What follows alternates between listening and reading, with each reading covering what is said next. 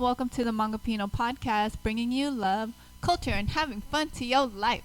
I'm Danga. I'm Impact. And welcome to our channel. Welcome, everyone. If you haven't subscribed yet, make sure you subscribe. Our goal this year is to hit 1K on our platform. And if you can't subscribe, share, let us know how you feel. It'll help us. Feedback would be great. This episode is brought to you by Boundless Goodz, a new used goods store online on eBay. Check them out. They have a sale online right now, currently for 50% off right now, 20 to 10% off. Get it for the holiday, y'all. And if you guys are looking for some music, make sure to check out DJ Danga Dang on YouTube. I have lots of mixes, some 80s, some 90s, some dancehall, a little bit of everything. Go check it out. Yes. Bubba, how you doing? I'm doing great. I'm having a great time. We're in a new location. We are in Washington, and it's so beautiful here. Lots of trees. Yes. Such beautiful scenery, but it is so cold. I do miss the sunny Cali, Long Beach weather. But I'm having such a great time. How you doing, bub? I'm having a great time myself because I'm out here with family.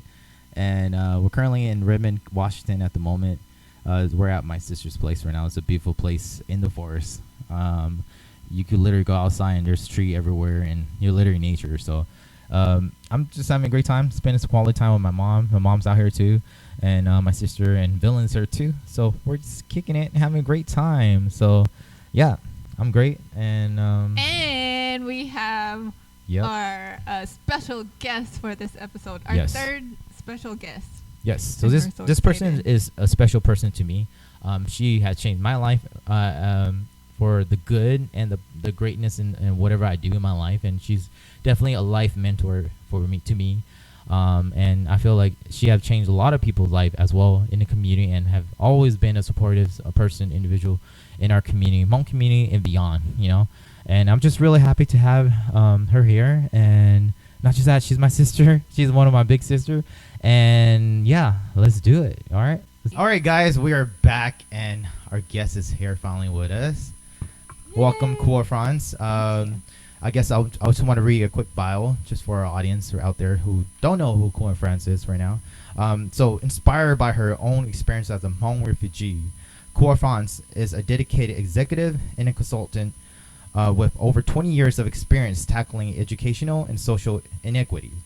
She has held various leadership roles from community executive director to chief of staff for a major school district, specializing in strategy, operations, and building an inclusive team. Now a sought-out consultant, right? Mm-hmm. She uses her expertise to help organizations achieve transformative growth and better serve underserved communities. Wow, well, there you go. That's a great bio. And your big sister. Yeah, and she's my big sister, Koua Franz. Wow. Welcome to Hmongipino Podcast. First of all, I'm nervous because my sister too. Maybe that's why I was figuring out why am I so nervous right now, but really it's because it's one of my idol, one of my role model, and even though she's my sister, I still look up to her. So it's one of those things where I'm talking to my role model, I'm kind of nervous. but yeah, okay. So Jackie, welcome to the Hmongipino Podcast again. We're here just to spread love, culture, and just having fun. Right, and that's the ultimate goal in our podcast, and we're just honored to have you because I feel like you really truly encompass all that love, culture, and straight up having fun. Yeah, because I know we've done a lot of collaboration before too. We threw events, we supported events, right, and we've done so much. So. And lots of conversation about big dreams. Yes. So. Yes. And I am so happy to be here. Thank you so much for having me as a guest. I think Michael is a little nervous because not only am I a sister, I'm big sister. So later on when you learn more about just Hmong culture in general, a lot of time there is this expectation of like what little brothers needs to do for big sisters and how they show up for their, sisters in general. So yes. Yeah, this is definitely culture in action. So. Yes. Thank you, Jackie. So I guess we'll just dive into the first question. So can you share a little about your upbringing and where your story begins? Yes. feel free to dive into whatever part of your life and whatever you want to share. That All right. it's a little about who you are. So you notice how Michael is calling me Jackie. Oh, I'm sorry. No. I keep forgetting. Good. No, Yeah. this is good because it answers the first question, which is Okay. like, tell us about your upbringing and where your story begins. Yeah. And so I always tell people that my story began when I was in junior high school. So I think that my story began during that time because that was the first time I started to want to do something for myself. And it was interesting because as a Hmong refugee, we were assimilating, growing up in a country that we spoke very little English, right? It was new for us. Our parents didn't speak English. We grew up, for me, I was like actually born in a Hmong refugee camp in Thailand. So I was only 2 when I came to the United States, and just kind of growing up, there was just so much to absorb and learn and see. So for me, my life really began in junior high school because that's when I chose the name Jackie. Wow. And Okay, you're right. I just wanted to share that a little bit, going through a little bit of like cultural and identity crisis in your teenage years. You kind of look at yourself and you ask yourself, who are you? What's your identity? How do people see you? How do you want people to see you? What does it mean to be Hmong or not Hmong? And wanted to be able to build connections with others. So in junior high school, I had a chance to kind of think about like an American name. And I was just very blown away by Charlie's Angels. And Jacklyn Smith was one of the Interesting. actress. She actually had a fashion line, and she had a shoe line, and it was on the box. Oh, sorry. A little bit. Sorry. Feel free. So it was the name Jacklyn Smith was on a shoebox in our house. Wow. And I was trying to figure out an American name, and I looked up and I was like, Jacklyn Smith, who is this? Found out she was the Charlie's Angel, and that name just like really resonated with me. And so since then it was Jackie. Wow. Jackie. And so Jacklyn is actually my middle name. And for those of you who knows me, depending on where I am in my lifetime, people call me by different name. So my family, they call me Jackie because they've known me from the beginning. There are those who know me as Koua, and that's like when my career began. And I was like, I want to embrace my Hmong identity. I want to be known for who I am and bring that part to my work and my story. And so going by my first name, Koua, was very important. I love and then that. Franz is a name that I've acquired through my ex-marriage, and had an opportunity to really build a beautiful family, and Franz reminds me of that. And so Koua Jacklyn Franz is kind of my story, but I different love it. parts of I my love it. life, I would have to say. As you can see, she's such an empowered woman.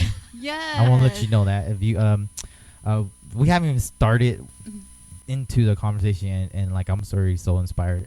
I'm re-inspiring myself through your words right now, Jackie. Koua. No, You know, I know, answer I mean, to everything. yes, because it's again that whole cultural integration piece. It's kind of the names are important, and again, in many culture, what you call your children and how you call your children. I love it.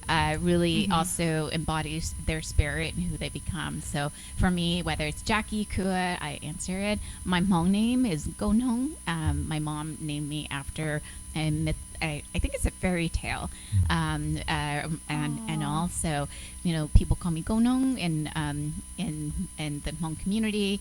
My mom also calls me my da because apparently when I was born, I was very pale and white, and so my da means little white girl. Yeah, little white girl.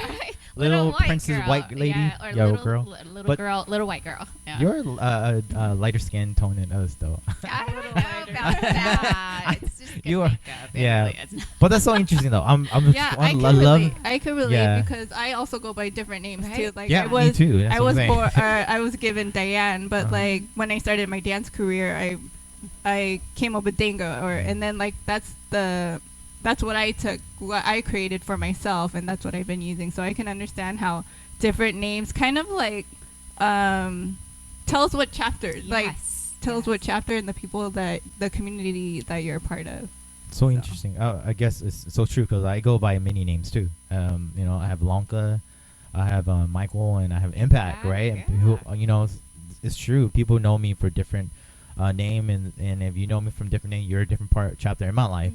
I guess my question, since you were talking about names, and do you see Koua or Jackie as I guess like a persona that you utilize sometime to help you in certain situation in your life? You know, like for me as a b-boy, Impact has been one of those, like a more like a warrior form of myself as an individual, who whenever I do a job interview or I do anything that is like kind of stressful, I kind of hone into that Impact version of who I am, and I'll just be able to tackle it like that, because it's a warrior form of me, who I think that I've gone into so many dance battles that I am able to tap into that mode who I am. I guess I'm just curious, because you brought up the different alias, right? I would say it is because as I mentioned, like names are important. They kind of bring out a spirit in you. I love that. So for me, I agree. I mean, I wake up and I have to go and work on a project with a client, and I'm Koua, because Koua is that individual, that systems thinker, that a consultant that comes in and help you think big dreams and come up with work plans and goals and stuff like that. So Koua, definitely, when I'm called that, or I think of myself in that role with that name, it does bring out a certain spirit. And then when I hear my family or my friends from college or high school call me Jackie, it brings out that that growing up kind of figuring out who you are and what you want to do, and like kind of doing things as it comes. That brings up that name and that feeling as well. So I agree. I love it. I love it.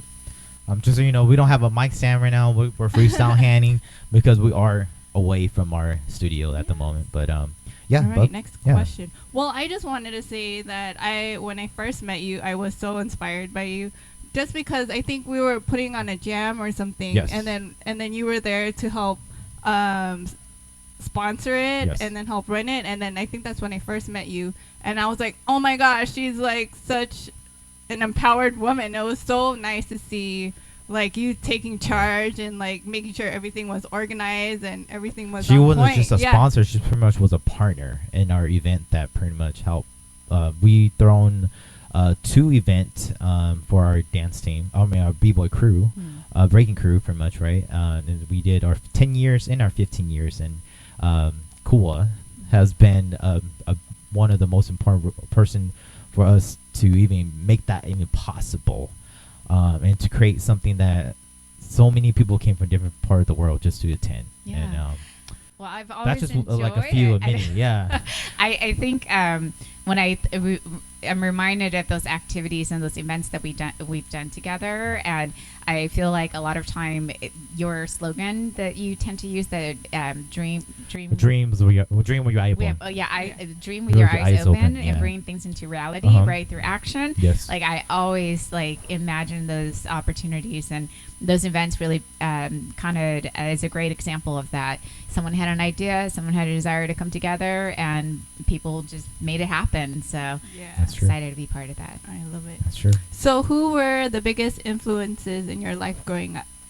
So when I think of this question, because you said growing up, right? Yeah. I have many influential and mentors in my, I want to say, adult and career life that was very influential. But as I was thinking about growing up, I would have to say that, I have an older sister. Her name is Yang. And she was one of my biggest influence growing up. And the reason for that is she's the sister that's closest to me in age. And so the thing about our culture is that usually you can't go as a Hmong woman or young lady. You can't go anywhere without a chaperone. And so chaperones means your siblings, right? And so I was tied with my older sister, Yang, because my other 2 older sisters were married by the time I became of age. And so Yang would be invited to go to parties, or like a young gentleman would call on her, and I would have to be the one sitting next to her when those visits came, right? Because I was like the chaperone. And if she wanted to go somewhere, it was always take Koua with you, And so for me, I actually got to see a lot of her life, and for me, she really inspired me. She's about 5. I think she's 5 years older than me, and so that meant like when she was in high school, I was just going into junior high school, and so I got a chance to see the future right? Through her experience, I saw what future life can look like for me as a child and a kid. And that really inspired me, because then once I got into like high school, she was in college already, and she would take me to her college classes. And I was like, yeah, I'm going to go to college, right? Yeah, you know, high school sucks right now, but I know college is going to be great because I had Young. And I just had her like experience and just be able to be with her. That was very meaningful for me. So she was very influential. I would have to say the other thing is, and when you talk to refugee kids or immigrant kids, they're probably going to say the same thing. Like the 90s sitcoms are so influential for us. Which one? I gotta tell you, like Family Matters, Full House, right? Like the thing about sitcoms in the 90s is that it kind of exemplifies what family life looks like. And the weird thing about that is, like, if you come from a very cultured family, you can kind of see yourself in that format, and sometimes you can see the gaps, right? Like, my family doesn't do that, or my family doesn't have that, but that really gets you to start thinking about like your family, the culture, the traditions you have or you don't have and you want to create.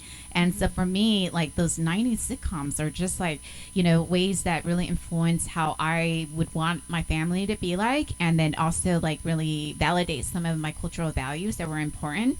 For example, like when we watch Full House, they always talk about your feelings and work it through, right? Yeah. And so when we were younger and we would be at each other, do you know? Huh? Yes. We would be like, oh, remember what Michelle said? Talk about your feelings, right? And we would like use when we that. get in trouble, we had to apologize. Right. We learned to apologize. We had to make sure we hug each other. Right. We would hug. Yeah, exactly. Hug it out. So those sitcom actually taught us some really good social and emotional skills, which I loved, and that was something that I loved. And you see that in my work too, like being able to teach people how to have those good social skills are so important. But I would say that that helped a lot. That taught us English, like how to a certain phrase and vocabularies, and just watching TV growing up was also a way for us to practice our English, and then really influence us about how we saw life. And I think that was also like in junior high school that I mentioned, like my life really began for me, because that's when I saw inequities happening.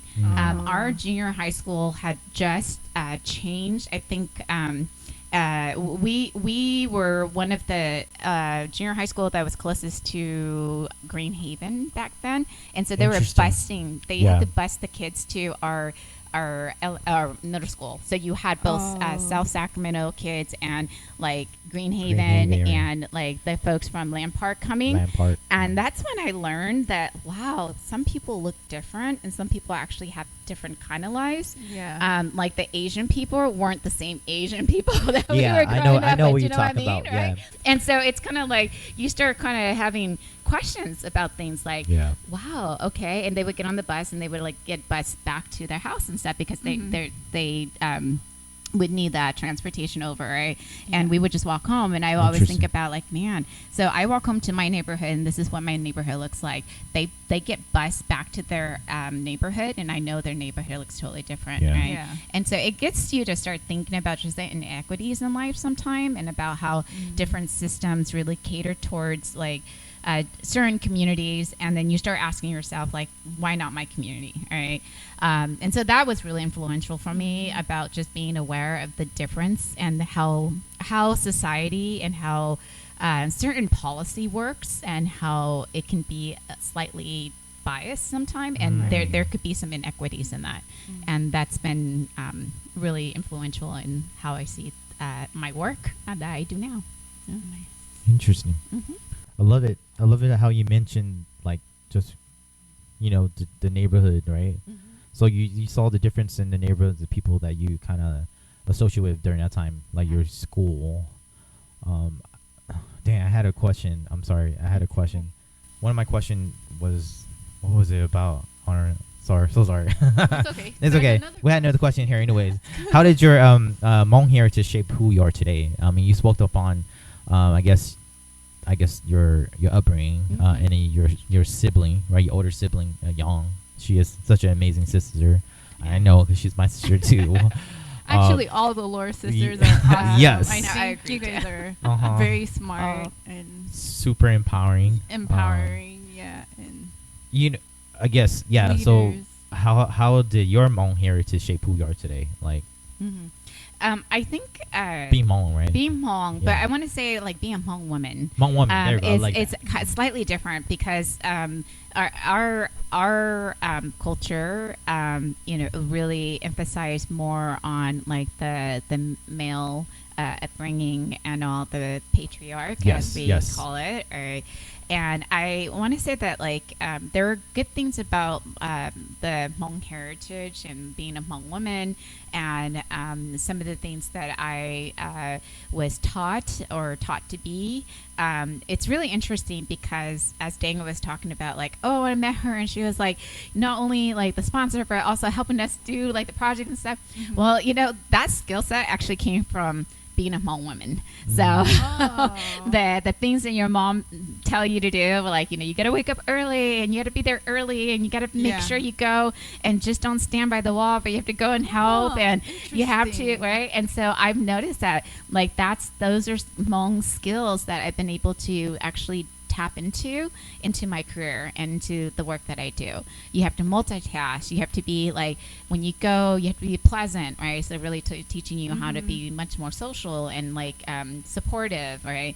And those are some of the things that I still carry with me, although I don't do it like the traditional way. Yeah. I take those traditions and I put into the work that I have to do and like in a modernized way. So I would say that my heritage around the work ethics and like just like the showing up for community, showing for your community, the family first kind of mentality and support. Execution too. I feel like being a woman, Hmong woman, like I see that a lot in my sisters, and my niece right now too.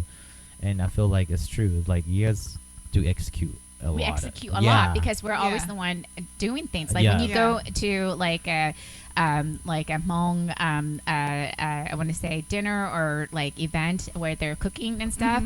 You go and you see the men probably cut some of the meat, but guess who's making the entire meal? Hmong women, right? Yeah. And they're pretty much just standing around the Hmong men chatting, but everything is being carried or done by Hmong women. So I would have to say that was something that I have taken as part of my heritage and incorporated into my work and professional career, but other things that are important, like I was saying, the family and emphasis on building culture and like we call it shipo, which means go and you trade labor, right? And so I come and help you because I know in the future I need your help to come help me.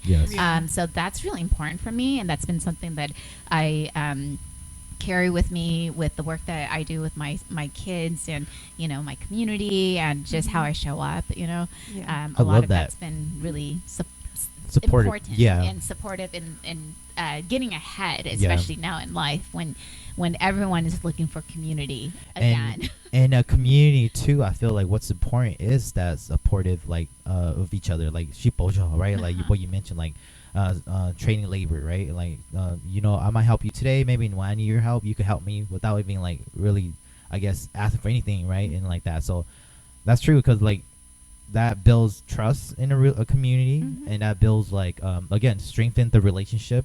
And when you do stuff together, you build memories, right? And memories build more, again, stronger relationship, and better that's action. true. Yeah, better actions, and right? You get really strong results. Strong results. You're right. You're right. And when you get strong results, you get a stronger community.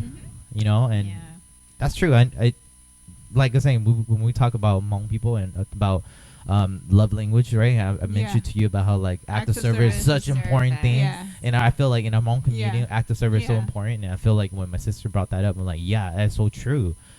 I really appreciated that you tied in the Hmong values to what you're doing now. Just because as a Filipino going into your culture and learning about your culture, and then when we got married, all the sister-in-laws were like, are you ready to be a Hmong wife? And I'm like, Hmong wife?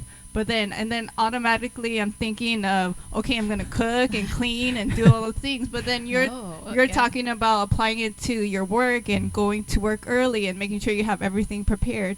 It changed my perspective. I'm like, oh, okay, I see. It's like transferring. It's like Karate Kid, right? Yeah. Teaching wax on, wax off. Yeah, transferring that skill set over to something that can be meaningful for you, right? Yeah. So I appreciated that. Yeah. So empowering. Like, I'm now thinking about, like, earlier we were talking about alias, just tapping into a different name in order to be stronger in a certain situation. Yeah. Jackie, I love you. Koua Jackie. Yeah. Cool. Right. So was there a defining moment that made you proud to be Hmong? You know, I had thought about that question a lot, especially especially recently because the Hmong community has been here in the United States for the last 50 years now. We're coming up on our 50-year anniversary of resettlement in the United States, and there's been so many moments that have made me proud to be Hmong.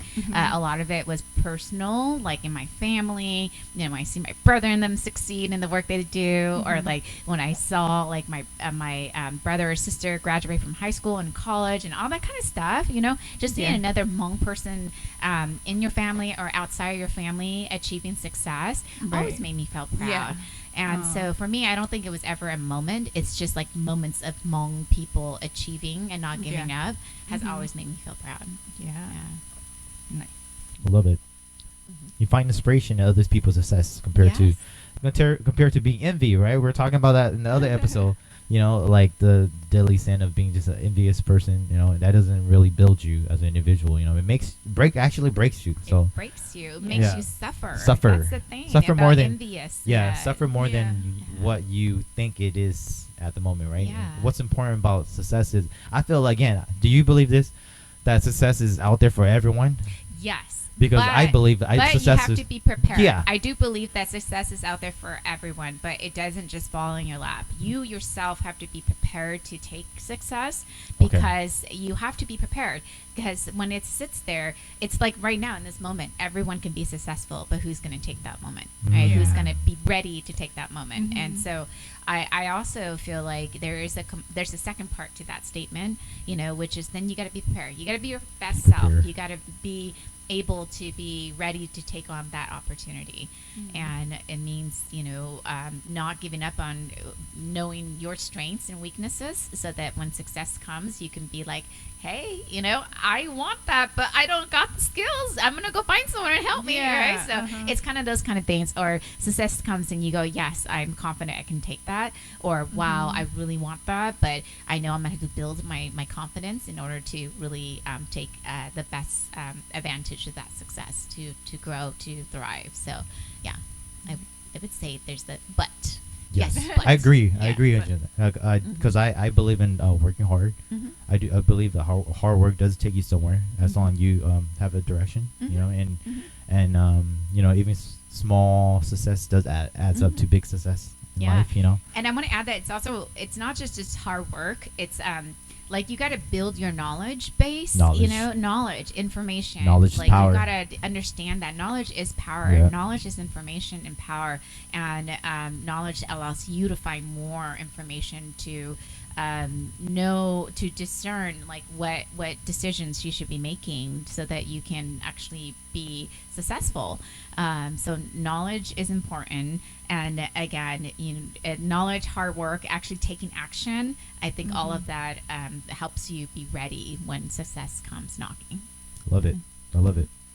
This question is kind of talking about your roots, but I think I want to dig a little bit deeper because you mentioned you're a refugee kid, baby, pretty much. You were born in Thailand. I was born in Thailand. You were born in Thailand. Vinay, one of the refugee camps.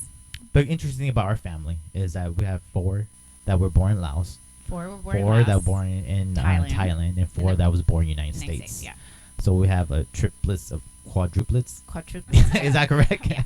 Well, I know I'm not trying to use big words now. But I guess my question is, how has that experience, I guess, as a refugee, being, I don't know if you remember much, but if anything, like how have that your roots of where that experience of coming from that experience to the United States to, I'm pretty sure there's many culture shock moment for you, as an individual growing up.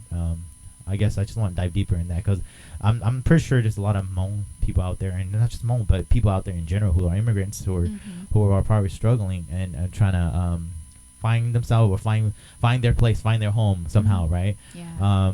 Because again, our Hmong people, we don't have a place to be where we're from, right? Like we could call home, right? But I guess your roots, where you're from, how has that impact you today as an individual? Like for me, I see you as such a strong woman, a strong Hmong woman too, as an individual, and not just that you have went out there and carved your own mountains, or you know what I mean, you've done so much in your life. At least my perspective, you know what I mean. And still many more, and that's more up there too, and that's something I love about you too. That you always have some more thing that you want to accomplish. And I guess like I wonder if like is there something deeper like because you're a refugee. Yeah. So can I think that as you're asking that question, like what comes to me, and especially because I keep hearing you say things like empowered and strong and stuff, and I just want to say that, you know, being a Hmong woman, especially a refugee Hmong woman, I want to say that when we say empowered and strong, we're talking about someone not like out there aggressively, you know, like how do you say, promoting their strength.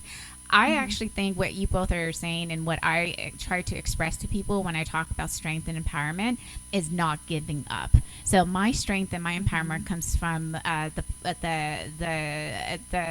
center of hope, right? So for me, like being a refugee kid meant hope. Like my parents didn't know what was going to happen after the war, right? All they knew was that they had to leave because they were going to die, and so they go into this refugee camp, and they're like, don't know what's going to happen. We stayed there for 6 years in that refugee camp, right? Wow. And so we're there, and like my mom and dad are like, you know, they don't know if this is life for the rest of them, and yet they kept going, right? There was a sense of hope. I mean, they kept having children. They obviously, hopefully, you know. So I was just that sense of hope. And I think as a 2-year-old growing up in the camps, I obviously don't have any memories from that. I'm sure my older siblings and stuff have much more vivid memories and kind of think about their experience there. But I don't remember a lot. What I do remember is just what I will know is that, you know, the first 5 years of your life is quite critical for any children. So that's the thing about like it creates your mental model. So it tells you how to make sense of the world. And for me, growing up in a refugee camp, I would think that the 2-year-old me just saw something that wasn't like that was the world, right? And then being able to move from a refugee camp to the United States, where we went from hot summers to cold winters in Denver, Colorado, right? Seeing snow for the first time and not knowing what that was. So we stayed in Colorado until I was 4.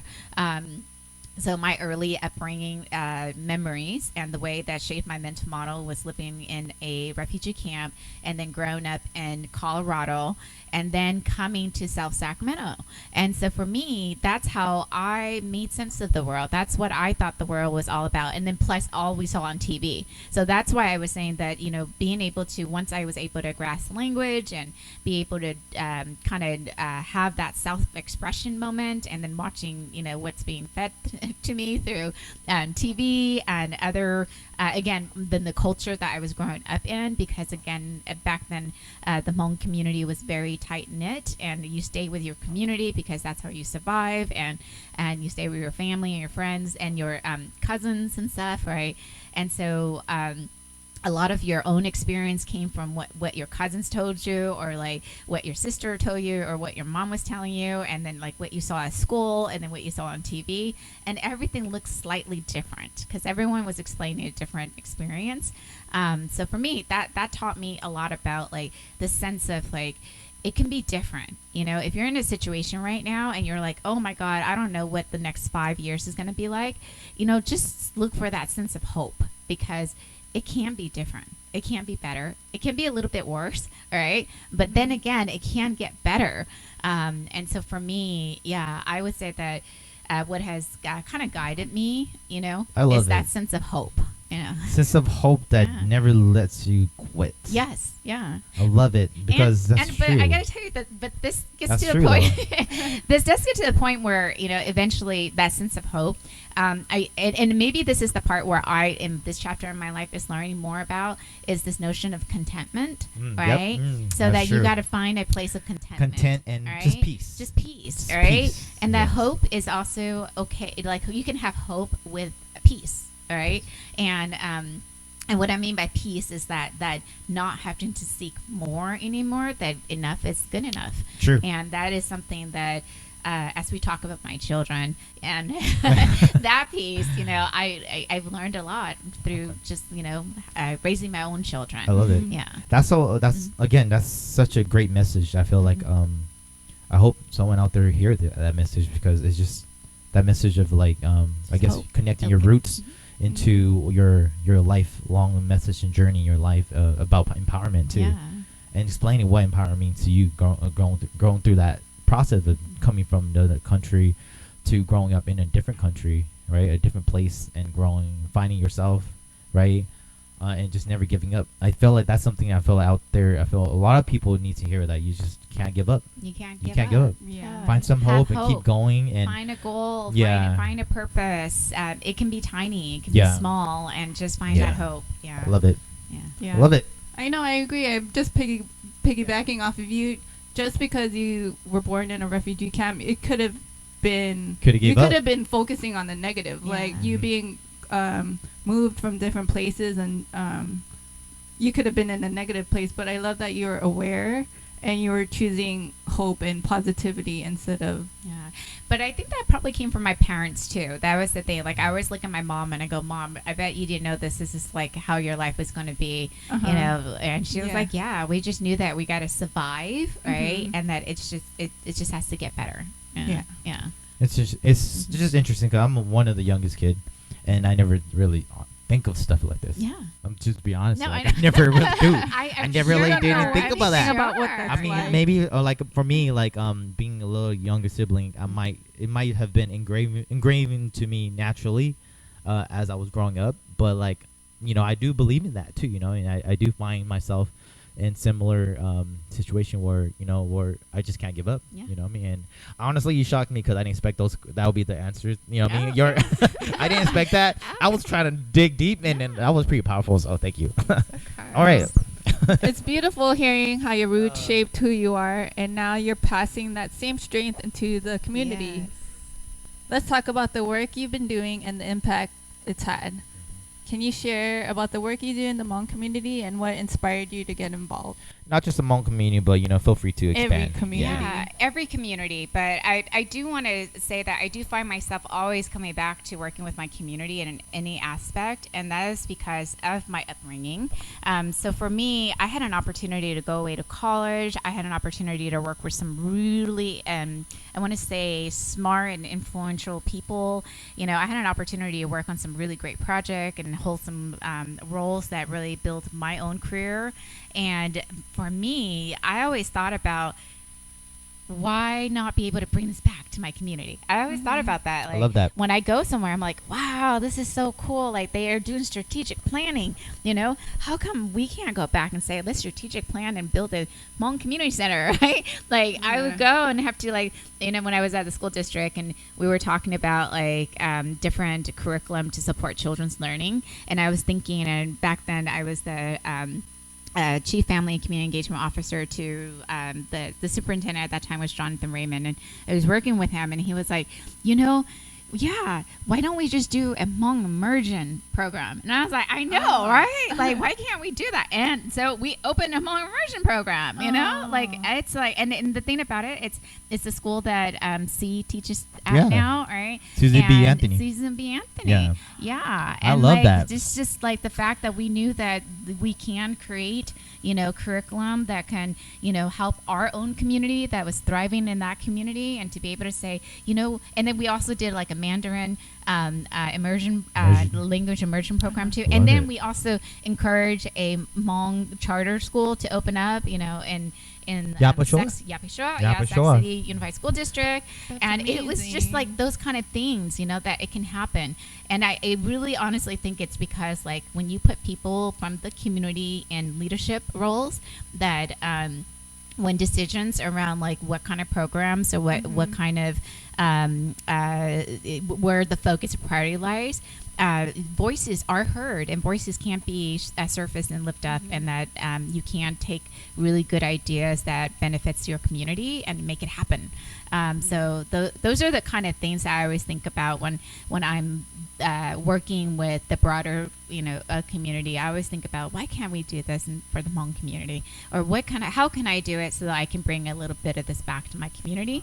And so when my brothers and them became like really good b-boys and just performers, I was like, anytime I can like ask them, can you guys do a jam, and can we make it kind of like Hmong-ish, right? Like we would be like Hmong-ish, meaning like, can I go ask the Hmong community and the Hmong parents to say, hey, let your kids come out. It's inspiring. It's like an opportunity, or like it's just all that kind of stuff. So so for me, I'm hoping I'm answering the question, but it's totally I think about like just taking that work and bringing it back to the Hmong community. So for me, I had an opportunity. The first time that I really thought about doing some work for the Hmong community was when I was in San Joaquin County. I was in Stockton, and I had just graduated from getting my bachelor's degree in education and psychology. Yeah, from UOP in psychology and business, and I was working with a community family resource center, and I was their evaluation and data and director, and we were trying to figure out like how to measure good outcomes for community. And right then, the last wave of Hmong refugees came. So in 2005. 2005. And so they were closing up like a temple or something like that in Laos or something, and some of the displacement of the families had to go. So you either go into the woods to rebel, you go back to Laos and try to figure out if you won't get persecuted, or you got to leave and come to the United States, right? And so so I knew, as I was like working with the community center, I knew a wave of new Hmong refugees was going to come, and I just wanted to do some work with them. And so we did a lot of like programs focusing on the Hmong community, the refugees. We actually did a video called "Who Are the Hmong People?" The Brave People, all right? And that was my first dab into production, by the way. Cool. Props. I was like, wow, we produced like these different series. I was with Hmong, I'm going to butcher their organization, but International Hmong Community Culture or something. And I'm so sorry, guys. But back in Stockton, all right? And so it was called Hmong Community Inc. So, and I was working with them, and they asked me, can I help them with this, because they got a grant with the library. And that was my first consultant job. And so the city of Stockton wrote me a check to be a consultant to work with this organization through the library system to create and produce this DVD. So did you grow up wanting to be a consultant? I just wanted to do projects. That was the thing. I grew up knowing that I wanted to like fix problems, and I didn't know what that was. And at first, I thought I had to be an FBI agent. That's what I was going to ask you. Yeah. So growing up, I was like, I'm going to go fix problem. I remember when you told me you wanted to be an FBI agent, and you're going to leave us, and I was crying. I was, oh my gosh, like, why are you going to leave us? Like, I was a little kid, and I was like, why are you scary? Oh, like, why are you scaring me? I was like, I'm going to go be an FBI agent. They get to go fix problem. Yeah. They get to go solve problem, right? You told me that when we were at Mom's Garden, remember? Yeah, I don't remember. You don't remember? Okay. We were at Mom's Garden, obviously, remember Mom Daddies have their own garden, right? Yeah. And we will go there and play. So we go and hang out, and you told me that, and you told Steven that. We were crying.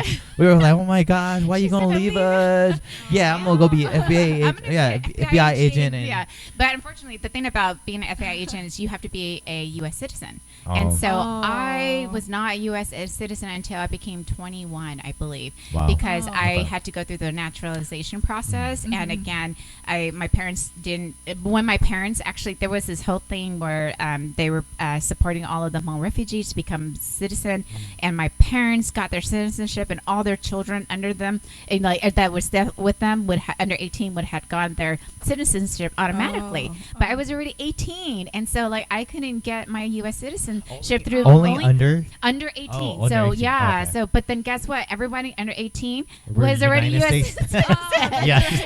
Except for Cindy and I, Oh and so my Cindy and I gosh. was Okay. already 18 plus already. during And that time. so I had to go through my naturalization process. And by the time I got my U.S. citizenship, I had just graduated from college as well. And then I was already on a different trajectory. And then I became too old. And I couldn't apply their process. But by then I learned a lesson. I learned that, fixing or wanting to design new solutions can come in many different forms. Wow. And so for me, that was yeah.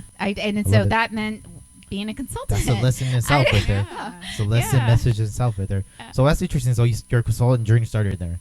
Pretty much kind of like what's the beginning story? But like I was doing your origin small- story of being a consultant was around that time. And that then era. actually I did another job before then, but it was like a small data development job. So I was I was in college. Yeah, I was in college, and it was my senior year, and the city of Fremont needed a data entry system to collect their information for their child early development centers, and they were interested in figuring out how to do a user interface where they can collect data.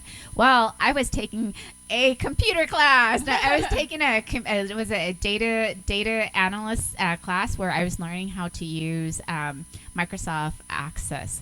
Oh my gosh, this is way back in the day. This is before. This is dial-up. And I gotta tell you, dial-up time. But then but then the thing about this was I had this other trajectory where going to technology would have been an opportunity. I had just learned how to build websites, and I was like, oh, websites are so cool. Interesting. And I graphic remember design. Yeah, graphic designing, and I remember web design.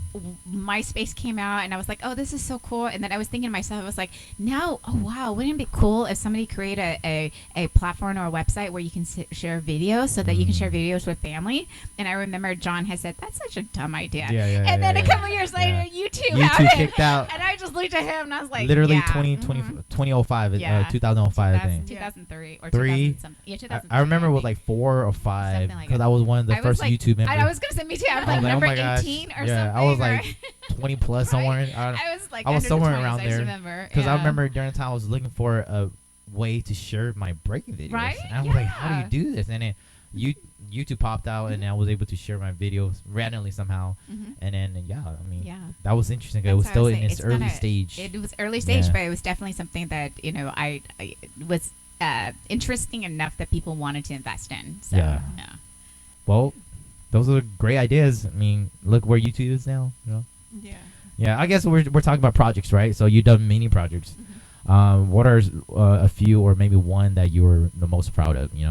Done, accomplished. Oh my goodness, I love the Underground Flow. Yeah, jam. our anniversary. That anniversary one was so fun. The first one. And the one where the one I don't remember, but the one that we did where we did vendors. Yes. Was that the first second one? Oh, was that the second one? That was the second one, right? The one where we did some vendors. 15-year anniversary. Yeah, the 15-year one. Underground Flow 15th anniversary. That one was cool because I got to do a booklet for you all. So I love that one. Yes. I'll let you know we were one of the first B-Boy Jam to ever have a program. Right? That changed the game. With the program, we had a program. We have a timeline of a schedule of what the event happening. And I feel like that was because of you. Was a game changer. It made I feel like I'm not saying we started, but I'm not gonna lie. I had never seen a breaking event have that, and when we did it, I feel like eventually it slowly became a norm now. Yeah, all the events, people expectation. Were like, where's your program? Yes, you need to know the event schedule and everything now. Whether it's a hard copy or not, and now it's a virtual copy, it doesn't matter. Stuff like that. So. Thank you. Big change. You know what I mean? Big change, but I'm happy that was one of your favorite. Yeah, that's one of my favorite. And then I have a few, so that's one. The other one is the Hmong Story 40 project. Love it. Yes. That one there I had so much fun doing. And so for those who don't know Hmong Story 40, it was an effort during the 40th anniversary of, again, celebrating the resettlement of Hmong community. And it was a project that was being led by Lar Yang from Yang Design. And he's located in Shout out to Lor. Fresno, and he had this idea, this vision of doing like this traveling museum that would showcase like the stories of the Hmong soldiers, and then also the resettlement, and then Hmong Americans, right? And just like trying to figure out how to do this. And I remember I did my first networking opportunity, and he came out and he had like all he had was like a photo book and a board of photos, and he just told people, this is kind of what I see, this is like what I'm thinking we can do. And I had always wanted to participate or like build a Hmong museum as well, and so when I saw that, I just saw an opportunity to make something happen with him. And it was such a, I want to say, long effort, but it was such a great rewarding effort. So it took the traveling museum went from Fresno to Merced to Sacramento. It took about 3 years to accomplish, because we had to do a couple things. We had to fundraise, and then each city had to fundraise for their own exhibit opportunity and build partnership, and then we had to like curate all of the items and it was just took a while to gather. It took a while to do it, and then it took a little while to move from one city to another city. Love it. But it was so great. I met some really great people. Did you guys eventually hit Minnesota by any chance? I forgot. Minnesota had something similar already. Yeah, so we Okay. were doing something and like kind of like a sister project with them. Gotcha. Okay. Noah, I think, came from Minnesota. Okay. So they were doing something, sure. and we were kind of collaborating and sharing things. But they had an opportunity and a grant, and they opened like a exhibit as well. That's awesome. Yeah. Okay. That's great. Yeah, but that would also have to be my other piece. And Love then, it. yeah, I would say, and then now, right now, working with Hmong Association in Washington, I just love this group. I just love this community. You know, it's also given me an opportunity to work with the Hmong farmers and the Hmong Washington Co-op. And it's just, again, when you go back and want to work with your community and you see the opportunities, not only for yourself, but also what you can bring to the community. I love it. It's just great. So yeah, I love it. Lots of great projects. One more question. You worked with California. Oh, can I just say one Okay, more? go ahead. Go ahead. Feel free. Bad that Go ahead. So like, I didn't even talk about my own project, Yeah. which is the Hmong Midsummer Night Market. Yeah. Oh my Come gosh, on. that one. I was thinking about that one too. I always forget my own projects Yes, when I'm it's doing okay. that. I'm It's always okay. thinking about other people's projects when I'm like participating, but. That one was really sweet because we didn't expect people to show up, but we got so many people showing up that people had to like park a couple blocks away and Uber down. It was at no Elgrove parking. Park in Sacramento. Yeah, in Sacramento, and it was so awesome. And it just showcased like so much good talent, and it just showed that one, the Hmong community is willing to come together to support artists, and then also like they're a thriving community. You know, they want places and things to do, and they want to be able to also expect like good events and experience from it and all. So I think that was cool. That event was one game changer event in Sacramento during that time. Like even still this time, I feel like there's no event like that at the moment. I know you should bring it back. It was Maybe. it was amazing. I think it was one thing. It was gave our community and other community a chance to kind of learn about Hmong community and maybe eat some Hmong food during a time where there's not a lot of celebration happening, you know. And so kudos to you on that. And yeah, it was. I know. That was a great event. I agree with you on that. I forgot what I was going to ask about earlier, but it's okay. No, that's good. I love it. I really love hearing about just seeing what the community needs and providing what's needed or relevant for them to elevate. Like the school, I think it's so the immersion school.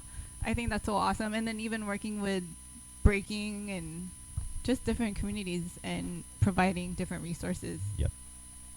Is amazing. What are some of the challenges working or challenges of leading or serving in the community? Yeah, so I always get this often, like people go, oh, don't work with the Hmong community, right? And that's because the challenge is because, you know, as a community, I want to say as a refugee community too, you know, we've always been taken advantage of. We've always been lied to. We've been disappointed. We've been, I want to say, oppressed in our own thinking sometimes, used, right? We even sometimes our own family members, right? And so I that's the challenge, is building the trust building the trust, and then also getting people to come together to trust that this is a good idea, and that takes time. But that also takes a lot of good action and success in what you do, and not letting people take that as a perspective and stop you from trying something new. So for me, that's the challenge, is to have the courage to say, I know people are gonna not like it, or it might sound like an idea that they're not used to, and they're not gonna probably show up. Like, that's what I was saying. I don't know if they're gonna show up. It's so different. I don't know, right? But it's one of those things where it's just like having the courage to say, I'm not sure if this is something my community is gonna vibe with or connect with, but accept. But I think that it's good enough to share this with them, right? It's good enough to try, right? And so the biggest challenge is the trust piece, and then the other piece, and it goes both ways too, because again, our community is also, once you have that trust, like, they're loyal to you. They come out, they support you, they know that you can do the work that you say you're going to do, and they're going to come out. And then the challenge now is meeting that expectation, right? Not losing that, because then you suddenly have this thing, right, where you're like, I got to make it this way or that way, and then you kind of trip yourself off, sometimes, like when right? You start something, you can't. And so that's the other thing. The biggest challenge is, like, if you're going to start something, you better follow through, because your community is going to be so upset, or so like, what are you again? Here we go again, right? That kind of stuff. So that's why you see a lot of folks not like really catering towards the Hmong community, or feeling like there's always some disconnect and and things, or a little bit of siloing in our different efforts. It's because sometimes that trust takes time to build, and then sometimes I feel like trust is also like resource and skill set. People with the skill set and resources sometimes aren't sure if they want to participate and give, and if we can only get that trust for that, like, a lot of things can happen, right? So it's both like resource and people with skill sets to trust the work, and then the community to trust that what's coming to them and being designed for them and with them is something of that caliber where they can actually enjoy or experience it in a way they can support. I love it. Thanks. Is there a difference between the Hmong people you work now compared to Hmong people in California? I guess, yes, I guess I will just ask that. That was my question earlier. That's why I was just curious. I would say yes, because in Washington, we only have about 2,800 residents. Wow. Whereas in California, I think there's about 50,000 or so, right? I think so, dispersed within the different cities, right? At least 50,000. And so the numbers and all does matter, because it's easier to kind of outreach to small pockets of Hmong community in California. Here, you really do have to make the effort building the community and then the relationship for us to be able to reach out to each other. The needs are different here. I got it. So the Hmong families here, a lot of them do farm, and because of that, they have farm businesses, and there may be a much more established economic, I want to say, engine that helps supports them. Family dynamic might family be different. dynamics is different. And the way they also integrate with the broader community is a little different than, I want to say, what I've seen in California. True. Hmong California. I feel like Hmong, like the farmers, they have a more engagement with the open community. The broader here, right? community. Broader community, for selling their merchandises or their props, right?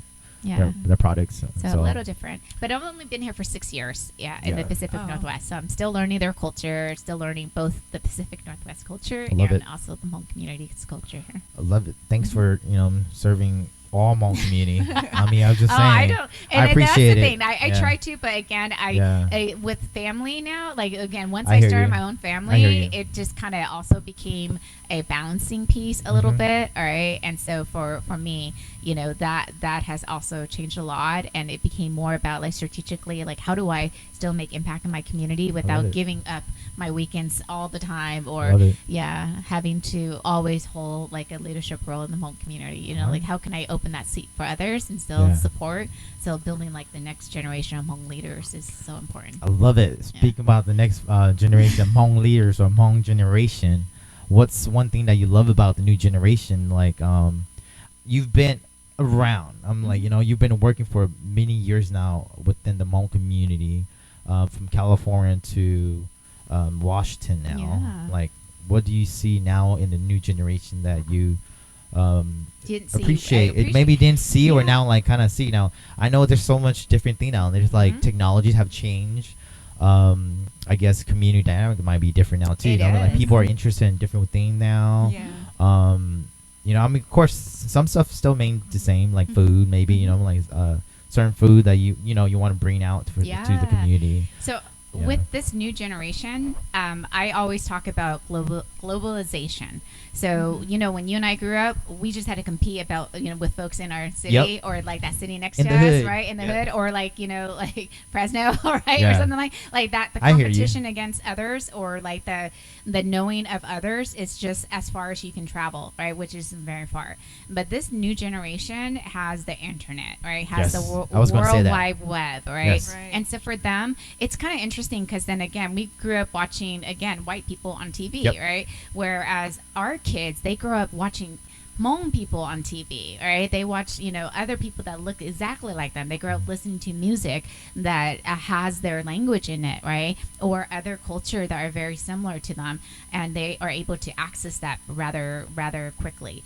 And so the way in which they perceive their own culture and identity is so different than, like, I think you and I, and even you and I perceive it very differently based on our own generational upbringing and all. So, yeah, so I would have to say that what I do see with this new generation is that there is a whole nother set of needs for them that's different than what you and I needed when we grew up. This new set of children and generation Hmong children especially, or like intercultural Hmong children, right, is that they have so much more to be bombarded upon, right? All these crises and all these other things too. Like, it's so much easier for them to be part of, and that can also cause a lot of like they talk about like a lot of anxiety and a lot of like just uncertainty.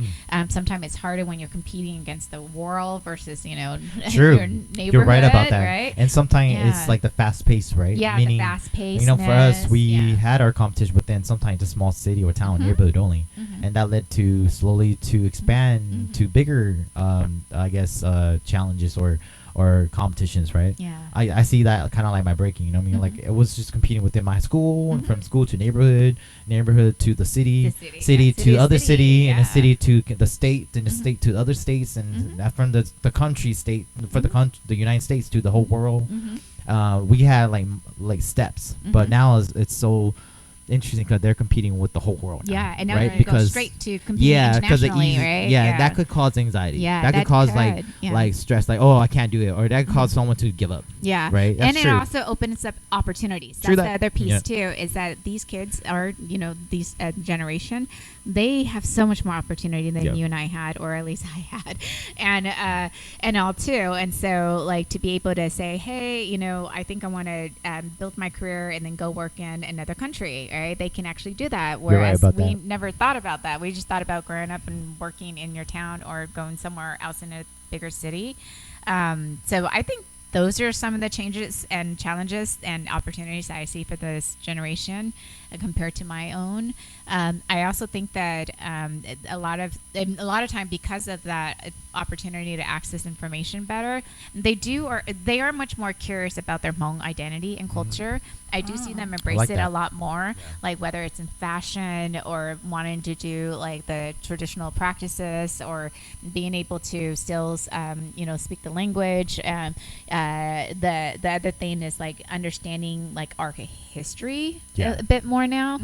Like the fact that people are understanding more about our history as we're able to get more information about our own culture being in a culture where, you know, our it's an oral culture. So for the Hmong culture, a lot of things that we read about ourselves are actually written by other people that are outside of the community, you know, describing us. And so as information become much more available, we're starting to see more of like our ancient history. Yes. And I thought that was kind of cool. Like this new generation gets feel to like see information are easier to just be shared, Mhm. and because of that, I feel like you know, I feel like because of that we get easier access to understanding our people, right? Or not just that, just the kids are getting easier access, right? Like I'm pretty sure I wanted to learn about that, but I didn't get that easy connection or easy to just kind of open my phone to search, right? Yeah. Or connect with someone, right? And then like collaborate across, like I totally hear you. Or have a conversation totally like different. this.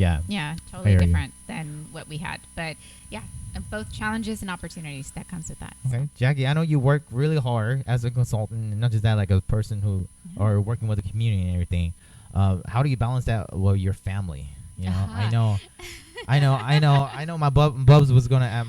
Danga was gonna ask, but I'm just. I feel like you're a superwoman. Like you're part of all these organizations, and you only have 24 hours in a day. I can't imagine how you time manage everything. So how do you balance family work? Well, okay. So this is what I tell people. It's not about balance. It's about flow. So it's about flow. So the question is, what's your flow like, right? What's the flow for you? What's your life cycle, your balance, right? Because not balance, your flow. So it's more about a flow. So for me, because like you can be the same person in that moment. You can be mom and executive, right? Daughter, you know, all at the same time, right? And it's the same thing with flow. Like you can still go through life doing multiple things at the same time.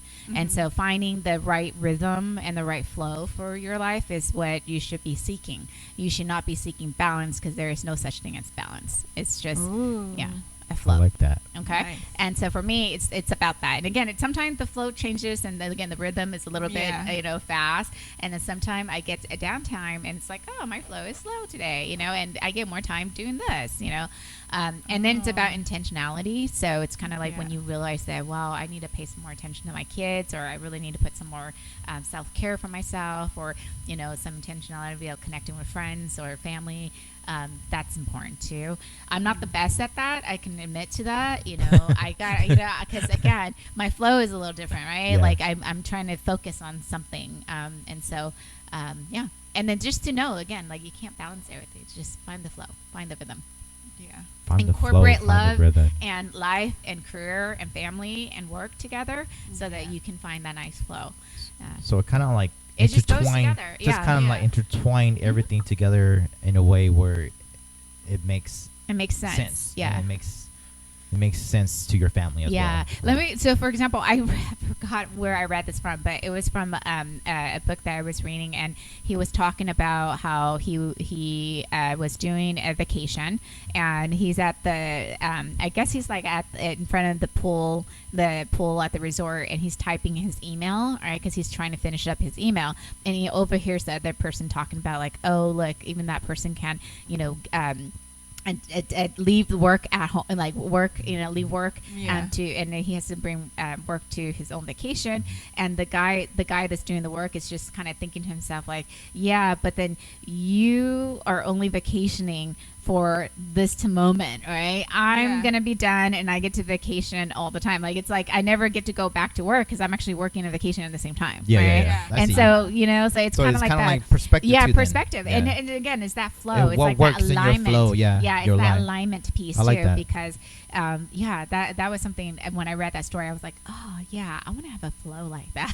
You know, where like I got to do a little work, but then guess what? I'm also on vacation, and you know, I kind of tell. That's how I kind of see it with people when they say, "Oh, I can't wait till retirement." You know, but for me, I was like, "I'm gonna retire. I'm just gonna do what I love." You know, and so I see that. I see that connection. And I do love the fact that how you flow everything together sometimes to get your kids involved in your work, right? Sometimes they're out there volunteering with you, connecting with the community, helping out whatever you're doing, whatever event you're hosting, and helping organize. And I do see that, and I really love the fact that they get a chance to also grow within the community that way.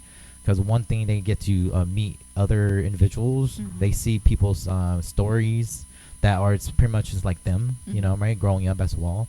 And so, yeah, I think for me and from my experiences of seeing you doing that with your kid has been something that I kind of see myself when you guys did that to us too growing up. You know, yeah, like, just like, hey, just get come, ready. and we're like, okay, I guess, and you just go. You don't know what, you don't know what you're doing, but you're there just because you know, again, cheap bojo, right? Yeah, like we're there like to really just support our sister or support whatever event we're doing, and you know, there's a blessing in disguise. You know, where you're there, sometimes you might learn some new stuff. You might be inspired. It might change your life. You might decide to do a different career path, right? So that's cool. I'm sure your kids are learning from you too. I'm watching you do the things you do. Yes. They're learning how to be a great leader and how to actually how to fail and get up again. Still keep going. Honestly. Yeah, I fail big in front of them all the time. So that's good. And then especially now that they're teenagers, right? I literally always seem to be failing. So. I love it. It's okay. You get back up. You know how it is when we're teenagers, right?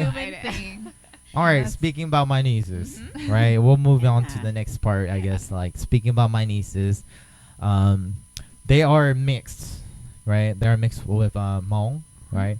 And a white, pretty much. But I'm not forgot like what European, like a big mixture, a little bit Irish, a little bit of British, German, British, right? So, our podcast is a mixed podcast, and my wife is Filipino. I'm Hmong, right?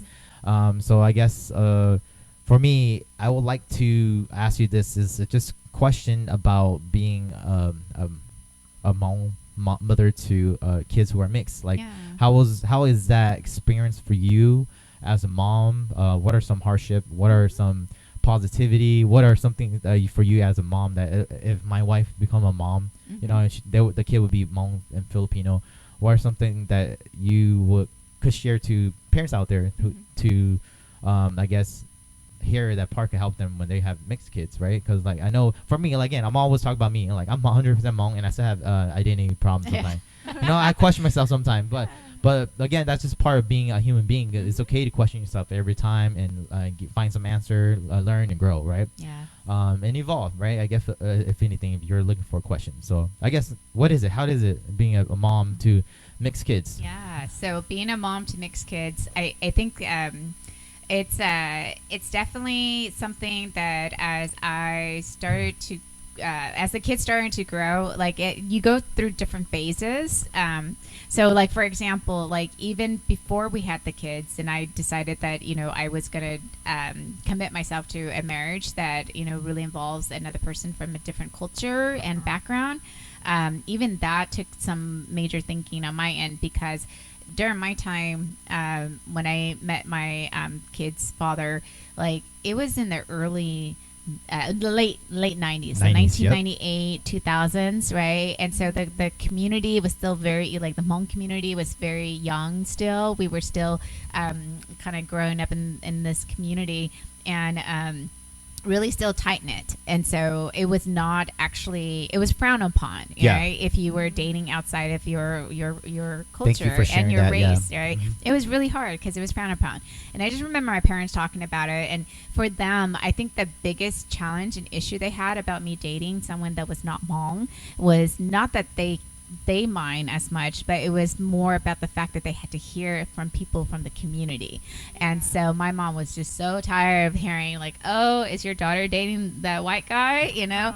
And so for my mom, it was more about having to hear it and having to explain, right? And then as I thought about it, as I grew up more and had my own children, I think my dad's biggest concern was, will he be able to take care of my daughter the same way I know how to take care of my wife, right? Because he's not, he's not Hmong, and so therefore, you know, would he know how to, does he have the same values? Will he be able to care for her the same way I know, right? And so for his concern, it was more about like, don't like marry a Hmong guy because he knows what to expect from a Hmong guy, right? Exactly, whereas like if you marry outside your race, how am I supposed to know if he's going to treat you well or not, right? The other thing too is like when you marry outside of your race and culture, you know, you are blending different values and different traditional practices, especially if your spouse or the partner that you're going into have like a strong culture background, right? I was lucky. John was very indifferent in as far as his own culture goes, and so for him to be much more open with my wanting to explore my culture and my identity and raising my girls in that way, it wasn't a challenge for me as much, and so that was one thing that I really appreciated and worked well in our relationship, was the fact that he he didn't totally embrace it, but he wasn't more of an open book. Yeah, he was, he was okay with it, right? Yeah. And it was like, when I became pregnant with our first child, and I told him I wanted to do the soul blessing before I went into labor, right? Because I wanted to make sure that I was strong enough and that my spirit was strong enough, and want my sister to come and do a shaman blessing. He was like, yeah, anything you want, anything you think that will, help you with that. And so we did that too. And then so when you have the baby and you have to do the 1 month blessing, I told him I would really like us to do that, and he was like, yeah, it's anything that can really protect our children and all that kind of stuff, he's totally for it. And so I mean, he was like okay with it. It's not like he learned about it and then like, oh, I'm educated about what this is going on, right? He just learned, he just was okay with it. And so that worked. And then Hmong New Year, when I wanted to take the kids to go to Hmong New Year and dress them in Hmong clothes and all that kind of stuff, he was okay with it, up until he was like, I think the kids need to be bigger before we take them Hmong New Year, because of just like he felt Hmong New Year was not as organized. I hear you. And I'm not blaming you. I'm not blaming you. I was like, let's not take the little ones, and I was like, okay, yeah, sure, yeah. But even that kind of things, right? Like, and the fact that he understood, because he grew up in the same neighborhood as I did too, so the same community. He had Hmong friends and stuff, so he knew our culture, knew our history, our own challenges and stuff like that, and all. And then he came up from an economic background that was very similar to, like mine too, and so there wasn't a lot of difference in that piece. So we had similar values, felt like wanted to do well in life and bring that into our children's life. Okay. So was there any, like, I guess as parents, was there any struggle just taking care of your kids in a way where piece. So I want to say that no, because like again, I think that there are things that couples can work on together that becomes your values, right? Your collective family value. So for me and my ex-husband, it was more about like, what is our family values and what do we take from each of what we know and create something. And so we had this idea of like the family life that we wanted and how we wanted to raise our kids from this from the education that our kids were going to get. So our children, had an opportunity to experience the Waldorf, curriculum. And for us, it was more about that kind of upbringing that we wanted them to have. And then, and I was in agreement with that. And then on my end, I wanted them to still know more of my culture. And so he was good with that. And so I was able to, again, expose them to our food, our language, our practices, and our rituals and stuff, and that was good for them. And then it got to a point where now the kids are teenagers, right? We run into some issues around or I want to say I ran into some issues because my Hmongness comes out. Do you think as I got older you became more Hmong in terms of like I think so too, but I think so. But it was Hmonger parents, like my Hmong parents, my Hmong tiger parent like comes out a little bit. You see mom and you know what I mean? Like mom comes out. Yes, like so my daughter's dating, and I'm like, yes. Do I need to do the chaperone thing, right? Like those kind of stuff, do you know? And I do that. I do ask her like, if you're gonna go somewhere, well, my girls, they know how I feel about dating. Like I told them, like dating is something that I hope that they wait until they're a lot older, because it's just, it does get better as you grow older. And then not only that, but focusing on your studies and focusing on yourself right now is important. Life, kind of learning more about you and what you want to do. Self-growth is so important right now. Making friendship is so important right now. Friends, community, that's important and stuff. But like the Hmong tiger and me come out sometime. I'm like, okay. I gotta tell you, I'm like, oh gosh, should I be like they want to go out. Should I let them go out? Like that kind of stuff, and just like trying to not be so Hmong old-fashioned. I'm so sorry. It's okay. No. It still pops out. I feel like it's just the mother nature in you, right? If anything, so it's okay. It is. But then I balance that out with like again like just knowing that they're growing up in a different generation than I am, and being biracial too, right? Yeah. And like embracing certain kind of culture and social norms that are a little different than what I grew up with, and being able to like kind of align that a bit. So it is a balancing act, and but I think there are aspects of my culture that I love, and there are aspects of my culture that I don't like, and I try to take the good and educate more about the bad that I don't like, and be able to just like share that with my kids, so that when they're older they can make their own decision about what they want. Somebody once told me this too, about the story about like you can raise your children in a certain religion or a certain way, and when they become adults they could be totally something different, right? And agreed. It's your own disappointment in yourself, but it's not even that disappointment. It's about you should do that because you're teaching them values that you believe in, right? And that's okay, but you shouldn't tie them to that expectation, because they're their own people, or the identity that you want them to because they're be. their own person, and Interesting. eventually they're going to do that. So I remember hearing this, and I was like, okay, I can't like realistically believe that my children are all going to practice things that I practice, right? Yeah. What I can do or is they value educate what you them. value. I can educate them, and I can share that with them, and tell them why it's so important for me, and how that had led me to be me. Right? Love it. And they can only then say, is that good or bad, based on their own experience. Love it. No expectation in. Of course, you want to raise them well. You want to raise them well. As you best want you to can. educate Yeah, them. That's educate the them. Communication. Share is as much you important. can, but no expectation as a parent. Just do your best to just make sure they're taken care of, because their value might change, right? And they're, as an individual, you want to love them as their individual. Yeah, you want to love regardless them as of who they race, right? Religion and everything. Race, religion, and sexual orientation. Yeah, I gotta tell love you, it. Yeah. Great.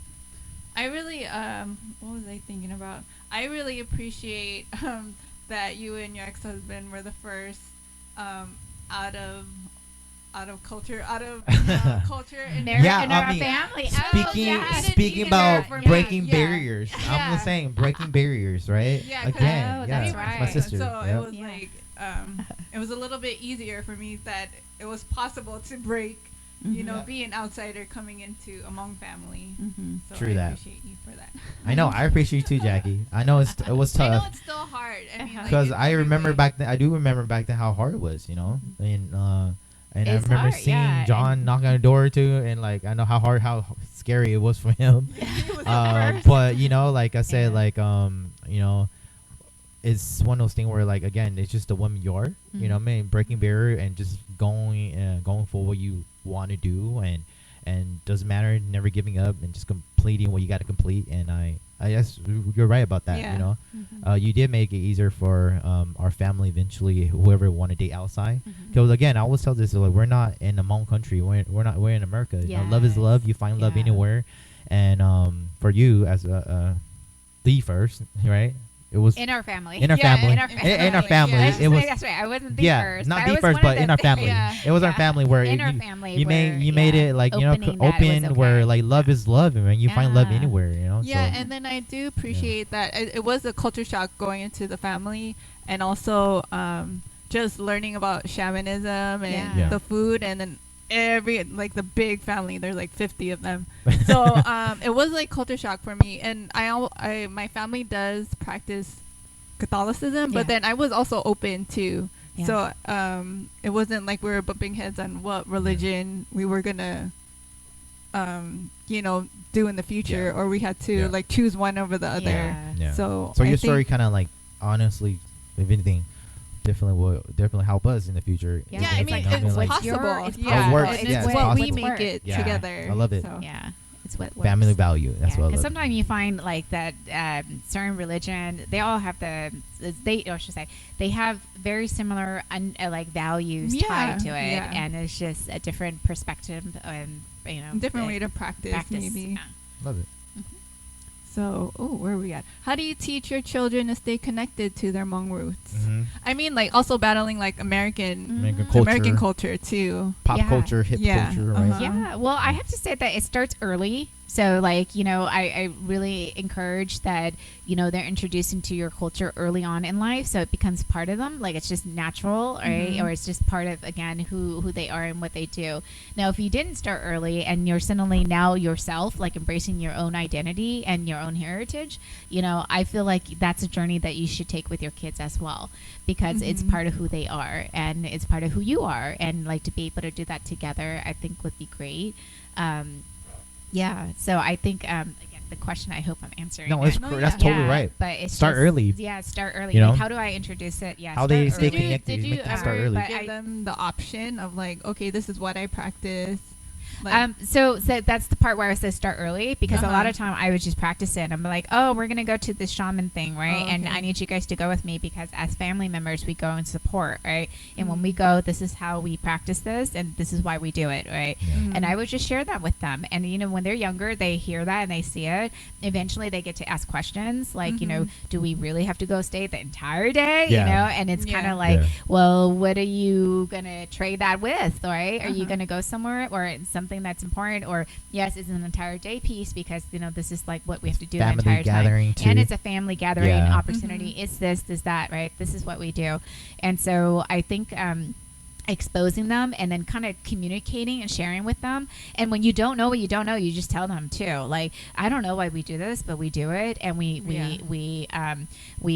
try to learn more about it, or we question it sometimes. Like trust the practice. Yeah, right. But sometimes and stuff like that. Just so they also know that it's not like we know something that they don't know, right? Yeah. But it's kind of like, this is something we're going to learn together, because it's a custom or a practice that's been passed down, and as I learn more about it, you know, you're going to learn it too, so that way you can understand like why this part of your culture does this, right? So again, introduce it early. I think the other thing too is exposing them to your culture is important. So if you, especially with the Hmong culture, I would say, you know, have them be with other Hmong people so they can see that. I think that was important. My family, like, again, for me, Hmong is like people. Like, Hmong is the people, and so for them to see other Hmong people, you know, and be able to engage in that is so important. So that means being with their aunties and their uncles and their cousins, right? It's so important. And then I've also, like, the other end, because I was so adamant about the fact that it wasn't just about them being Hmong, it's about them embracing their entire their whole identity. So I'll ask their father, like, things like, who are your cousins? Do you have a cousin? Right? And so he has his cousin, Auntie Sarah, that, you know, we made sure our kids went connect with her, right? And also connect with her children, and make sure that they were exposed to that, you know. And then John has other siblings, and it would be like, hey, you know, like, get to know your other aunties too, and hang out with them too, because, you know, those are, you know, things, right? We would also take turn going to, like, his mom will host Thanksgiving, and we would go in there too, so that they can see the difference in how each family cultural food, cultural way of being, all that kind of stuff, just so they can be exposed. Because again, it's not just about being Hmong; it's about being in our, like, joint family. It's about understanding that identity, and then at the same time embracing and getting to know other cultures are so important. Love it. For them too. Yeah. I love it. It's kind of not finding balance. Finding your flow. Finding your family flow. Finding the family flow. Love it. Okay, so speaking about traditions, like, what are some cultural tradition that you try to, like, keep it alive in your family? You know what I mean? Like, oh gosh, you know, see, unfortunately, like, I don't practice like the traditional Hmong shaman practices, so I don't do a lot of that, but I am highly spiritual, and so I have other practices and rituals that I do that I try to teach my girls too. But Hmong New Year, right? Hmong New Year is important, so they go and do Hmong New Year with me, so they dressing can understand up in cultural clothing, eating cultural food. I teach them how to cook the food. Hmong food. So anything I know how to cook, they know how to cook too. I think food is so important. So just those things. I love it because like then, and then I was just thinking about like any other cultural stuff, like just like understanding like the balance between like the physical body, your mental health, and your spiritual health is so important that like with our culture, we're not just here, but we have a spirit that also needs to be nurtured, and for them to understand that a bit too, that they are not to be aware, right? of that, like try not to be too ignorant, but just be aware that you do have a spirit, something that you have to take care of. That's your temple, your way of I love that. So just that. Love it. Have you, just thinking about Hmong culture and the other culture, have you ever felt any tension in blending cultures?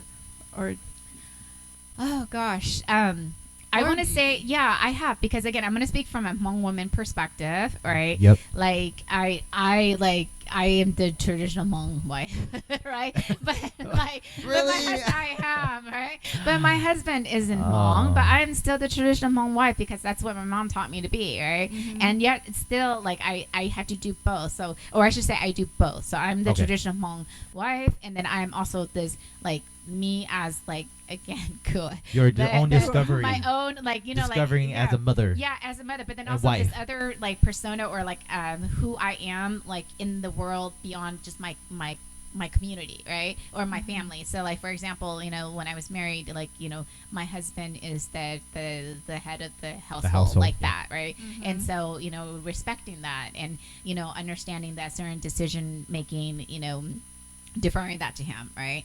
And then at the same time knowing that I in this broader societal context, I'm the breadwinner, so like I'm the one bringing in all the money, right? Totally and so therefore, right? Do you know what I mean? So, but therefore, that the family is dependent on my ability to bring the income, right? And so, like being able to work that into our relationship is important, and so therefore he understands that even though like he's like the decision maker in certain things, I also need to be included in certain things because of like the function that I play within the family too, right? So like we create our own dynamics too, but then it's hard for me to not remember how I was brought up to be. Do you know what I mean? No, it's hard for me to explain, but the same thing, like everybody like pick it up. I clean everything, right? Like I cook everything. I like support the Hmong wife, right? Like you still like the Hmong, daughter-in-law kind of mentality. Yeah. I also cater towards his parents, like the way that I was taught to, cater. I do see that. I do see that. Take care of his family, right? The same way that my parents taught me to be a Hmong wife and Hmong daughter-in-law. I love that. So I still carry that, but then it's like, I have all this other stuff that I'm doing that is me too. That's totally like running too. my business, right? Running, Yeah. Building my career. Creating and designing projects that I want to be part of, right? Raising my children in a certain way. Enjoying really good music, like all that kind of stuff, right? I mean, like, and then like, like traveling and following and you all and like all that kind of stuff. But like stuff like that, it's interesting because like I think that's the piece where when we think about like how influential our culture is, it's really about your parents and how you raise your children, because it's so impactful. And that's one thing I learned, right? Was that even though here I am, like an empowered woman, or like and all, I'm still very not empowered. I'm still very thinking traditional ways that sometimes are not healthy, right? And I don't want to. I had 3 daughters, and I don't want to like install that into them. Do you know what I mean? Like where it's like they have to go be like the perfect daughter-in-law. No, it's more about like you like having something to contribute towards your relationship, and the other person is also contributing, and you both have like a flow or an understanding of what works for you, right? Yeah. And that's what you work towards, and you have a future goal together that you want to work towards, and you're together with this partner because that the partner's willing to work with you on that. Question on that. Do you think or like let's take the traditional framework of what it is to be like a wife, right? For example, do you think it's like a good framework though to be like a wife? Or like Hmong I'm using framework? that I'm using that as an example. Gosh, since you're talking about that, that's going to be a very long topic. Yeah, I know. Okay. I would like to come back and hear you guys talk about that. We'll stop by that. But I can say that this is yes no question then. But my thing is like, for what context? right? Okay. So like it works well in the like back then it works well because you need that structure, right? Here, well, it works well in certain contexts because you need that structure. Gotcha. But in certain structure, it doesn't work because you don't need that structure to support the lifestyle or like the everything else that supports like that. The environment is totally different. Doesn't support it. Doesn't need right? that no more. Yeah, so it's all about. But there are some that I guess I'm assuming like just that still works in terms of like it's key value. Well, certain things, but again, I think it's all context and what context because I mean, like I think about like the second wife context, right? And I was like, well, maybe the second wife, right? And I was thinking about like maybe if it's like a second wife, modern wife, right? Like I was thinking about it, then I was like, because it would be so cool if we both like like, ran the house, like I would want a second wife. I want a second wife that's like married to me, right? Like, do you know what I mean? Can I marry a second wife so that she and I can be like, partner, like take care of the kids. I'm gonna go do my thing. Right? Make sure you have food ready for me. I'm hungry. Right? Exactly. You know what I mean? I want a second wife if that's how it works. But like certain Okay, I got it. Okay. All right. I think for me, just thinking about it, I mean, like you want to be a great wife, but that's not the only thing that you are. Like you're still your own person.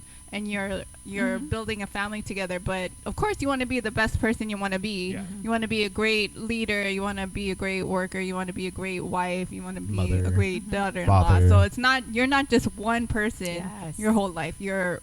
That's just one side of you. Okay. That's what I was. All right, last question for this category. Like, we're talking about your kids right now, my nieces, right? What are some cultural heritage that you're hoping that they could continue to take on with them in their life? Whether it's like making sure they at least be open to celebrate Hmong New Year or be open to celebrate Thanksgiving in a way similar to maybe how their dad side celebrate. Yeah, just examples. So I would have to say, like, for me, it's more about cultural heritage, right? So I think one thing I love about Hmong people is that, like, again, we're really resilient as a set of people.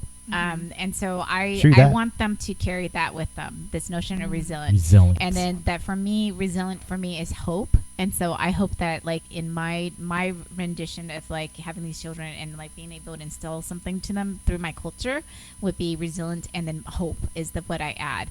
And then I think it goes back to that thing about being and then like now that I have children, like, just like, again, being curious, right? So a lot of this has nothing to do with heritage, but it's like these values that I, as like a mother to my children, want them to have, because then that will make them like embrace their heritage more. I love that. Do you know what I mean? Explain like, that. Like I love it though. I know what you're talking about. Yeah, because then if they're curious, they're always going to be curious about who they are and where they came from, right? Yeah. If they're resilient, right, and then when they have like challenging moment, like I had shared with you about, like all my 3 daughters, they all present looking a little different, from like the range from like looking very white to looking very Asian, right?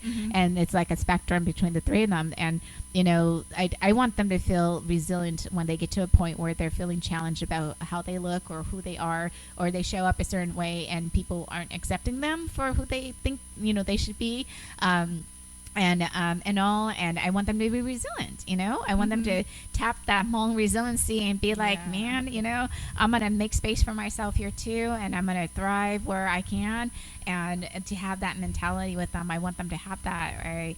And then for them to like, if they ever are in a situation where they feel like things just aren't going their way because they're either not being able to connect with communities in a certain way, for them to not lose hope, that they have that. So yep, that's it. Jackie, like that's how I see it. So Koua, Jackie, Koua Jacklyn Franz.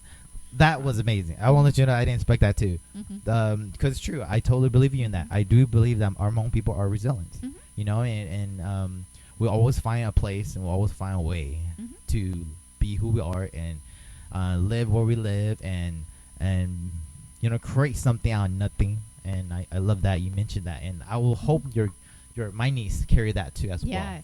Yes. Because I do believe in that as well as a Hmong person. So I love it. And curiosity. Curiosity. Yeah. Curiosity is so key. I know for me, I didn't start wanting to learn more about my culture until I got older, until I was in college. Yes. So maybe they might not understand what traditions they're participating in now, but maybe in the future they'll be curious and want to go back and be like, oh, that's what this was. That's what a waneng is. Mm-hmm. Yeah. So. Yep. Cool. All right. Well, thank you so much for having me. No problem. So we're not done yet. We're going to have one last thing to get to know you more. Part. All right. Before we wrap up, it's time to turn up the heat with our lightning round. Oh, wow. Okay. Quick answers only. No overthinking. Okay. Ready. Or, first word that comes to mind when you think family. Food. Food. I love it.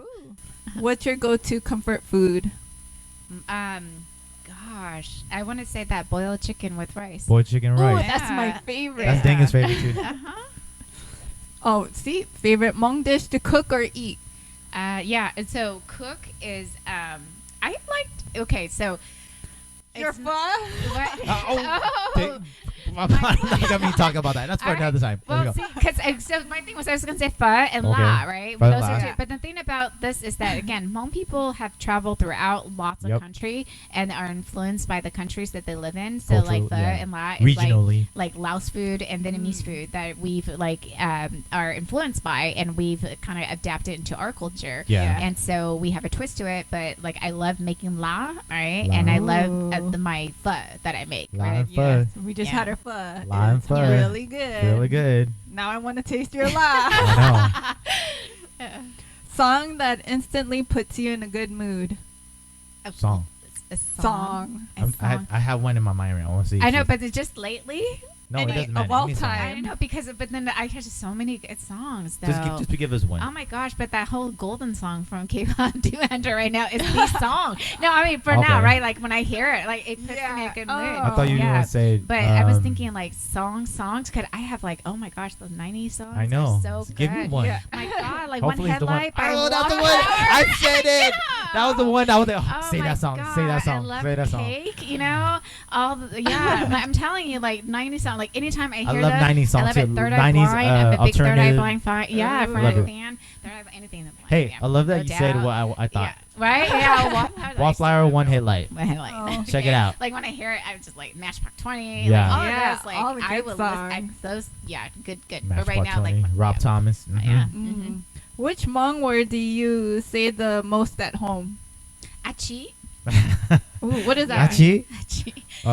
Pretty much like what is it? What? What? Oh, dachi. What is it? Dachi?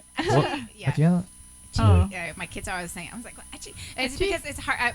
It's hard for me to hear things now as I grow older, right? I can't understand what my kids are saying most of the time. I'm like, what? Actually, yeah. Oh. Okay. Who's the funniest person in the family? Oh my goodness, it varies. Between like Charlotte, Molly, and Elizabeth, it varies. Like, it really does. I like to think I'm funny, but they tell me I'm not funny, so definitely not me. Definitely not me. How about with your siblings? My siblings? Yeah, who's funny? Who's the funniest Oh my God, person? Rick. Rick? Yeah. Rick is funny. I was hoping she'd say me, but never mind. Rick is funny. No, Rick. Just showing hella funny. Sean is the one that always breaks the showing- ice with the joke. Like, 100%. I can always count on him. 100%. Yeah, but Rick He is pretty funny. Yeah, you're right about that. Yeah, Rick. Yeah. You're right. Wow. Okay, if you could teleport anywhere in the world right now, where would you go? Oh my goodness. I don't know. Just pick one. Because I used to say Japan, but I'm going there in 2 weeks, so Okay. I don't want to waste my teleporting. The next place. Next place. The next place. Oh my God, somewhere Big. in China right Somewhere now. in China. Mhm. Oh. But Yeah. What's something small that instantly makes your day better? Oh my gosh, my coffee. coffee, baby. With half and half, my Oh. Americanos. Yeah, but coffee. Like, All I gotta right. have coffee. I love that. Question. Yeah. Which would you rather give up for a year? Your phone or coffee? Oh my gosh, my phone. I can give up my phone for a year. What? Not even coffee? Do you know that? Because then it was just quiet. No, my coffee. Come on. Yeah, I honestly think that because then I can have an excuse for Okay, a new I love it. flow. I love My it. new flow is I wake up, I drink coffee, and that's it. she could have her laptop. Right? Yeah. Wow. Yeah. No, I think I can do without my phone because then people will have to show up. That's Okay. the thing. Yeah. And someone else can pick up the calls for me. But my coffee, nah. There's Yeah. no replacement. Yeah, there's no replacement for coffee. If your kids made a movie about you, what would it be called?